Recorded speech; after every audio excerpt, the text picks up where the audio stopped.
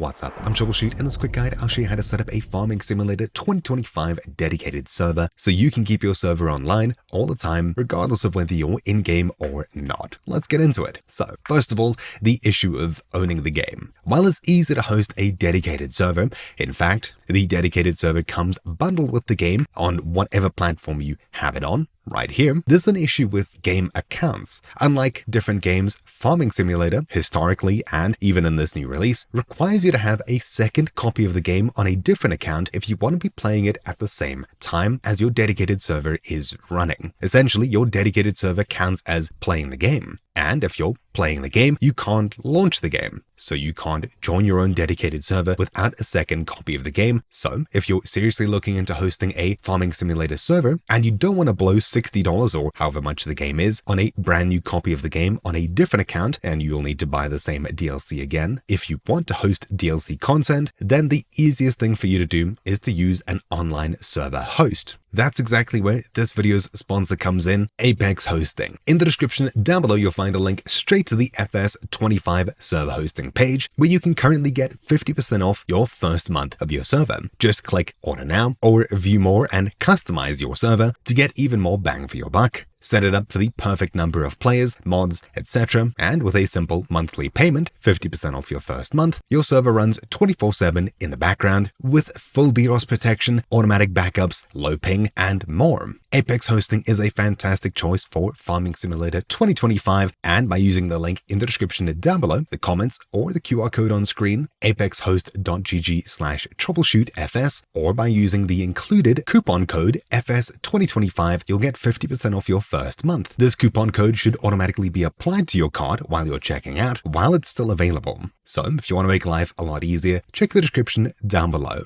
Thank you to Apex Hosting for sponsoring this guide. You can either continue setting up and hosting your own dedicated server, or you can just open your server to the internet for your friends to join in-game. So, launching the game, to both play the game and host a multiplayer session, head across to Multiplayer from the main menu, create game here, choose a save slot, I'll just use save 1, enter to continue, customize your server, so you can choose a preset, start money, loan, difficulty, and a map at the very top, enter, give your game a name, a server password, a port number, I'll just leave as is, and choose the speed of internet you have. If you've got good fiber, crank it all the way up to LAN and leave it there. Max players, language, crossplay, and auto-accept are all your preference. If you want to play with consoles, enable crossplay, and if you don't want people requesting to join, enable auto-accept here as well. Hit enter, and just like that, your server should now be starting up. At this point, when you get in game, your server should already be visible to the internet if a firewall isn't blocking it, and if your router has UPnP enabled, you might not even need to worry about port forwarding. It may already be handled for you. See if your friends can join, and if they can't, you can skip forward in this video to the firewall section and the port forwarding section, keeping in mind what that port was previously that showed on the previous screen, as you'll be using that there. So just like that, we customized our character, and now we're in game. It's that simple. Your friends should be able to join you. However, if you want to host a dedicated server and you're comfortable purchasing a second copy of the game and all the included DLCs if you want to play the DLC, then let's proceed. In order to host a Farming Simulator 2025 dedicated server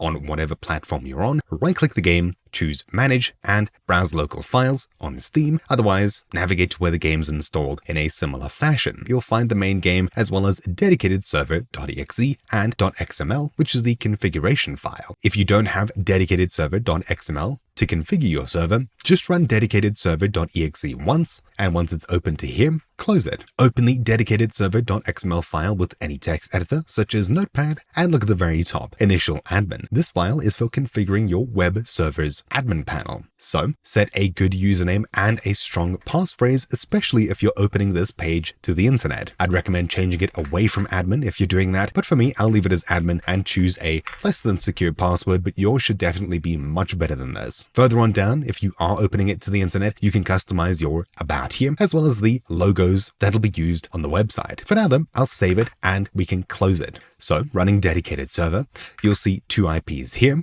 8080 and 8443. You can choose either of these to open in your browser. Simply drag around it to select it and right-click to copy. Control-C will close this program. So right-click to copy. Then paste this into your browser. There's the logo that would pop up if we configured it. And right down here, we have the ability to log in. I'll punch in admin as well as the super strong password I came up with, and we'll log in. Just like that, you'll be dumped on the main page here where you can customize your server. So you can set yourself a server name. I'll call this Troubleshoots Server. We can set an admin password to run commands from in-game, a game password here that people need to use to join our server, for which I'd recommend keeping this something simple but secure. Words and capital letters, as well as numbers, should be a pretty good choice here. Otherwise, if your friends are comfortable copying and pasting, that works too. Down here, we can customize our server. You can choose from one of many save game slots. You can choose your map, starting money, loan, and difficulty here, all from this page. Once you've customized that to your liking, scroll down, you'll see port again. This is what your game server will be running on. We'll need to make a note of this as we'll be using it in just a moment. For now, I'll copy this and paste it in a notepad file to remember. Then the max number of players that can join our server,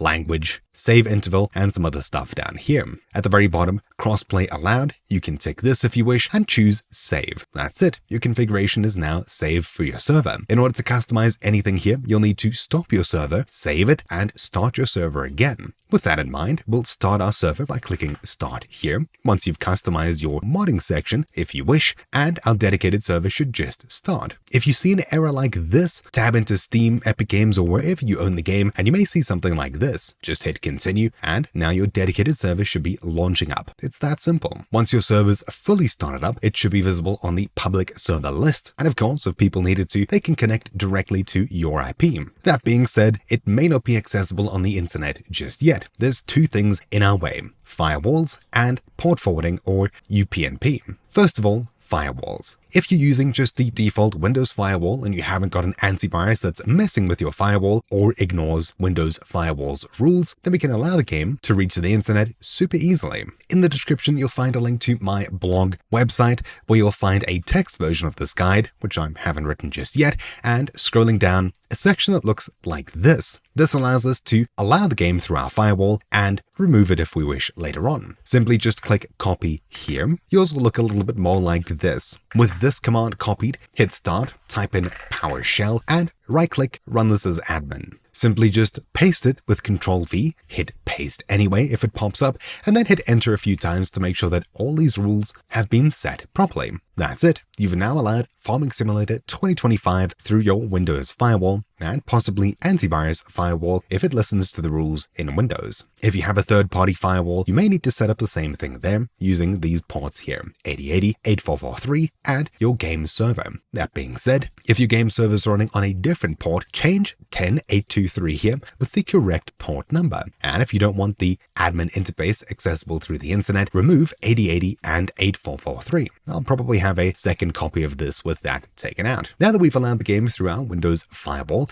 the next hurdle is port forwarding. If your router has something called UPnP on it and it's enabled, you may not need to worry about this at all. You should be able to start up your server and see if people can join. If they can't, then we'll need to try and port forward. So if your computer's connected to one router that's connected directly to the internet, fiber, or whatever, then port forwarding is going to be super easy. All you need is your router's admin password. If you have multiple routers between you and the internet, you'll need to check my multi-router port forwarding guide linked down below. But for the most part, you'll need to log into your router and get to a page that looks like this. Somewhere in security, you should find port forwarding or application forwarding, and in here we can punch in not only the game port that we made note of earlier, but also 8080 and 8443 if you want the admin panel accessible through the internet. All you need to do here is in the in and out or external internal port sections, you'll be entering your game server's port, in my case 10823. If you're asked to put in a range like I am here, you'll need to put the same number in for both of these. Then choosing TCP, UDP, or both of them. If you have the option for both of them, choose that. Otherwise, you may need to add it once as TCP and again as UDP. Then finally, you'll be asked where you're forwarding this port to. In my case, it's filled out some of the digits already, but I just need to get the last last few digits of my PC so my router knows where to send it. To find your local IP address, simply hit start, type in cmd, PowerShell, terminal, anything, and open it up. Then inside of here, type in ipconfig, one word, and hit enter. All you need to do now is find how you're connected to the internet. For me, it's Ethernet, and look for the IPv4 address. Mine is 192.168.150. As I'm only required to type in the last few digits here, I just need to type in 50, add or save, and there we go. I've now port forwarded my game's port. At this point, if I start my dedicated server, people on the internet should be able to find me as we've set up everything correctly thus far. If you want people on the internet to manage your server, start and stop it remotely, you'll need to add 8080 and or 8443 in the same way, this time with just TCP, for your admin panel to be accessible through the internet. And that's it. It's that simple. We've now successfully port forwarded our game, and if you wish, the admin panel too. Now, all it's left to do is to start your server and join it. In order to show this, I'll need to actually purchase a second copy of the game and either re-download the game in a virtual machine or on a second device. I'll be using a second device, a laptop right next to me. Alright, with the dedicated server running right behind me, connected to the same network, all that's left to do is fire up this game once our server's started up, and we'll head across to the multiplayer tab here. Then we'll join a game this time, and we should be able to find our server here. On the list, you'll see a little house icon if it's running on the same local network, as well as the computer type or device type. Mine's just called Farming Simulator Dedicated Game, as I haven't, customized it on that other device, but I should be able to just join it. So with our server selected, enter, and now we're loading in. As you can see on my other device here, Techno has joined the game. That's my account, and there we go. We're in the game. My laptop's taking off behind me as I'm actually existing on the server now, but regardless, at this point, I can start playing, and of course, meet up with friends, do things together, and have fun online. Again, if you don't want to own the game on a, separate device with a separate account, so purchasing the game twice, it's a good idea to check out Hosting Online. And once again, a huge thank you to Apex Hosting for sponsoring this guide. That's it. Do let me know down below if you're having any issues, and keep in mind in the game's folder, this little PDF here at the very bottom has some built-in troubleshooting steps that may be useful to you, and that's really it. So hopefully you found this guide useful. Thank you for watching.